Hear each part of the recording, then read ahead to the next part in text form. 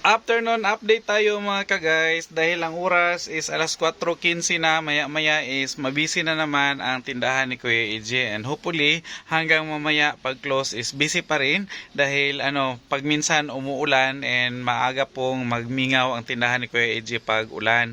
So update ta dahil may napamili akong mga gulay kanina, nakabilis Kuya AJ ng mga gulay. Hindi nga lang kompleto pero at least meron tayong naka-display. Ang kulang dyan is sitaw. Hindi ako nakakuha ng sitaw. And update tayo sa presyo ng sibuyas na pula. Sibuyas na pula is nagmura na siya guys. Hindi na siya masyadong mahal. And medyo mahal lang konti si kamatis. Pero okay lang. Maganda naman yung kamatis natin. Meron tayong patatas na medyo mahal din. Pero mura si carrots. And mura din si pipino. Yan ating pipino guys. Ayan. And yung ibang mga gulay, hindi ko na isa-isahin. Basta yung mga nagmahal dyan is itong si sibuyas na pula. Ayan po, si sibuyas na pula. Namahal yan siya pero ngayon medyo bumaba siya. Hindi na siya abot ng 200. Abot kasi yan siya ng 200. So, mura-mura ng konti si atsal, yan si atsal, na mura na yan siyang konti at saka mura din ang ating carrots at saka pipino. Ayan, medyo mahal si repolyo at saka ang talong. Yan. So, balik tayo dito guys sa loob dahil hindi pa po tapos ang mga gawain dito sa tindahan. Marami pang nakakalat. Pangatlong araw na guys namin binubuno ito pero usually is Mami Iya lang namumuno dyan. Kasi panay ang lakad ni Kuya AJ, mamili ng gulay, mamili ng kung ano-ano yung mga kakulangan dito sa tindahan. Kaya hindi ko masyadong matutukan except lang sa mga sitsirya. Natapos ko na rin siyang i-display. Except dito sa dalawang nakabundle, ito bago ito.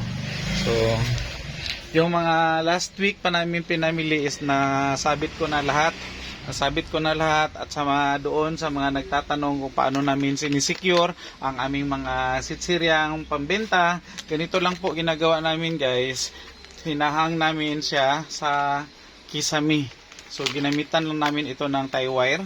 Tusok-tusok sa tie wire. Kung maraming klase, so sa isang tie or sa isang tie wire, isang klase, pero pag konti-konti, tag-anim lang, kasi usual na binibili namin dyan is yung mga hindi masyadong mabinta is tag-anim lang.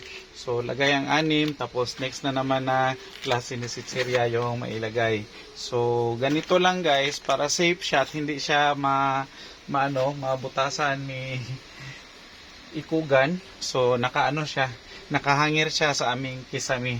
So very safe. Iwas logi siya, pero may nakahangir pa rin kami dito sa harap na nakadisplay. Ang ginagawa namin dito sa nakadisplay ganito is tinatanggal namin sa gabi. Matrabaho nga lang pero need nating magsakripisyo. Tinatanggal siya sa gabi at saka binabalik na naman sa display pag kinabukasan umaga. So sa umaga pa lang guys, pawisan na si Kuya AJ para i-arrange siya mga sitsirya dyan sa harap. Kasi pangit din tingnan kung walang sitsirya nakalagay dyan. At saka minsan si customer kasi kahit nasa basta nasa tinda, nasa lang siya doon sa may kalsada, hindi na siya lumalapit. Tumitingin na lang kung ano yung nakikita niya dyan doon galing sa daan, at saka kung may makita siya o may tipuhan siya na mga sitsirya is bibili siya. And kung andito sa loob na nakadisplay ganyan, nakabitay siyang ganyan, hindi niya makita doon sa labas. So less ang kanyang desire na mamili kasi hindi niya nakikita kung ano yung nasa loob. Unless kung craving talaga niya is magtanong siya para makabili siya ng gusto niyang sitsirya. So yun ang ginagawa ni Kuya AJ. So kailangan natin naka-display ganyan, at saka ina-apply din namin yan guys sa ibang mga paninda, hindi lang sa sitsirya. Kaya may mga paninda kami na nakalagay dito sa ating maliit na, pakita ko lang, sa maliit na showcase na ganyan. May mga yan siya, klasik-klasing paninda yan siya dyan, pakunti-kunti, 2, 3, pero meron pang stock siya na sa isang showcase namin yung hindi nakikita ni customer, para at least meron lang tayong display ganyan, makita nila pag bunga dyan. O so, diyan sila bubungad.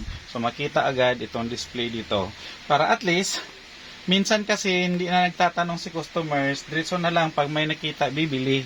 Kung gusto niya yung nakita niya, bibili siya. So, dapat nakabalandra talaga sa kanilang paningin yung mga ibang mga paninda mo, especially yung mga hindi masyadong hinahanap or basta nakita na lang nila, pag nakita nila saka sila magkagusto or matipuhan nilang bilhin yung nakita nila kasi bago sa kanila or hinahanap nila sa ibang tindahan at hindi nila nahanap, so dito nila nakita, so mabenta talaga siya kahit papaano. Yun lang, diskarte lang at saka lang talaga, may talent din tayo, dapat may skills tayo paano mag-display ng ating mga paninda para at least makabenta tayo. Kahit na hindi natin i-display lahat, may makita lang na makita lang sila na isa or dalawang item na naka-display, okay na. Ganito tingnan nyo, isang halimbawa itong ating angpaw. Ang angpaw natin is dito nakalagay sa loob. Pero meron kami nakalagay dito sa harap na isang balot. So isang balot nandito sa harapan. So pag tingin nila na may angpaw pala, so bibili sila. Kanina nakabenta ko ng isang ganito. Isang pack talaga na 30 pesos. Tag 5 pesos ang per piece. So isang pack, 6 ang laman. 30 pesos ang binta ko na ganito. So di ba? Makabenta talaga kung may diskarte ka kung paano mo i-display yung mga paninda mo. So that's all na lang muna for today mga ka-guys sa update ni Kuya AJ. And abang-abang tayo sa mga iba pang mga uploads ni Kuya AJ, update and mga kaganapan sa aming tindahan at saka update na rin sa presyo ng ating mga paninda. And bye bye muna for now.